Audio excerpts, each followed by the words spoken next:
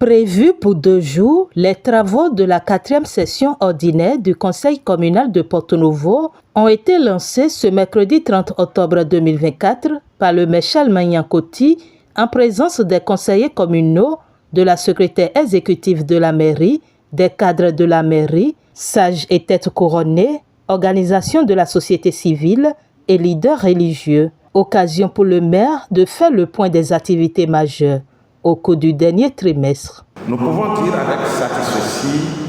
que lors de notre dernier voyage auprès de nos partenaires de Lyon et de Cergy-Pontoise, de nouvelles perspectives s'ouvrent pour la ville de Porto-Novo.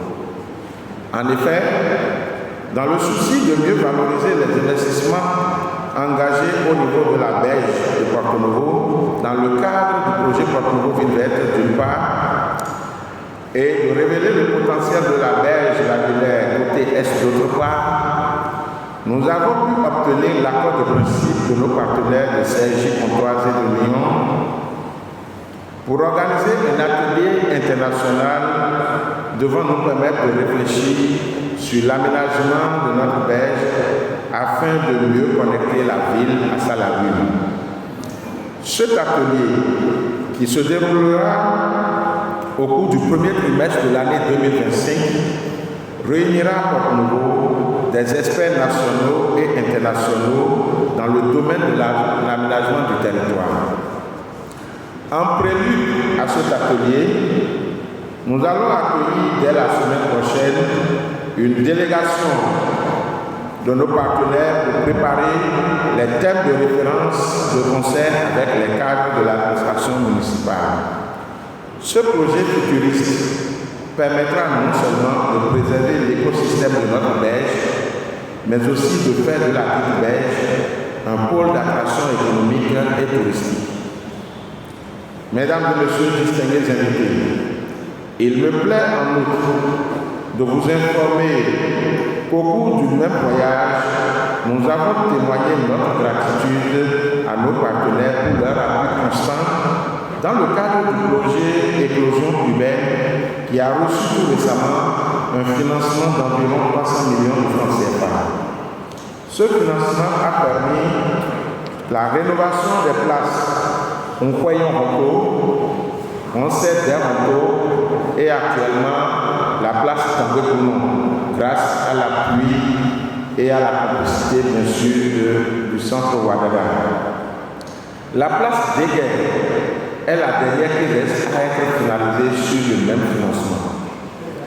C'est encore le lieu de témoigner encore une fois à nos partenaires toute notre gratitude et de vous rassurer de ce que courant novembre 2024, c'est-à-dire le mois qui vient, nous allons engager de nouvelles négociations pour de nouveaux financements dans le cadre de la rénovation toujours des places de la ville. Aussi, il me plaît de vous tenir également informé, au-delà des nouvelles places, de concert avec le centre Ouaddaga, nous avons obtenu de l'Union européenne un financement de 500 000 €, soit environ 328 millions de francs CFA, pour l'équipement de ces différentes places en ordinateur, en imprimante, en panneaux solaires, en connexion Internet, aussi bien en recrutement de ressources à travers le centre Ouaddaga et d'autres dispositifs afin de permettre aux associations de gestion de ces places d'être fonctionnelles. Toutes ces stratégies que développe le conseil municipal de la 4e mandature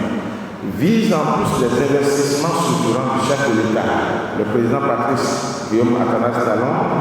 à repositionner Porto-Novo comme une destination touristique de premier choix au Bénin et dans la sous-région. Votre accompagnement est pour nous une source d'inspiration et renforce notre volonté de servir notre communauté. Mesdames et messieurs, distingués invités, dans le domaine de l'éducation, grâce à notre compatriote, M. Josias Djidonou, nous avons pu négocier et obtenir à nouveau à travers son ONG Cœur de France, Cœur d'Afrique, un conteneur d'ouvrages scolaires et d'ordinateurs pour le fonctionnement de l'administration communale. Ces livres seront dans les tout prochains jours mis à la disposition de nos écoles et des bibliothèques de la ville. Dans la même veine, au cours de ce trimestre, le conseil municipal a doté plus de 500 enfants démunis de notre ville en kit scolaire, sans oublier la gratification très prochaine des meilleurs élèves admis aux différents examens de fin d'année. Moment également pour le maire de rendre compte de la mobilisation des ressources au cours du trimestre écoulé. Il est à noter que les recettes propres de la ville sont constituées des recettes fiscales et des recettes non fiscales. Au niveau des recettes fiscales, sur une prévision de 1 milliard 134 540 000 francs CFA pour l'année 2024, nous sommes à une réalisation de 483 553 825 francs, soit un taux de réalisation de 42,62% contre une réalisation pour la même période en 2023 de 451 060 808 francs, soit une amélioration sensible de 7%. Cependant, il est important de faire remarquer que cette réalisation, loin d'être une performance, révèle que bon nombre de nos concitoyens ne payent pas encore leurs impôts ou la base, certainement la base d'imposition est à revoir. Au niveau des recettes non fiscales, sur une prévision de 618 035 043 francs pour l'année 2024, nous sommes à une réalisation de 446 469 473 francs au 30 septembre 2024, soit un taux de réalisation de 72,24% contre, pour la même période de l'année passée, une réalisation de 512 573 485 francs, soit une régression de 13% par rapport à l'année 2023. Ceci s'explique par des actions de déguerpissement des espaces publics d'une part et la morosité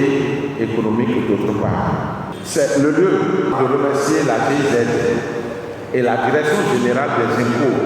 pour le projet de recensement des fonciers bâtis et non bâtis afin d'actualiser la base fiscale de notre ville. Ceci permettra à coup sûr d'améliorer la mobilisation des recettes fiscales au niveau de notre ville. Notifions par ailleurs qu'à l'entame de cette session, le maire Chalmin Yankoti a annoncé l'examen du primitif de la commune pour le 15 novembre 2024 au plus tard, conformément à l'article 427 de la loi. Les travaux de cette session ordinaire lancée ce 30 octobre se poursuivent donc jusqu'au jeudi 31 octobre 2024.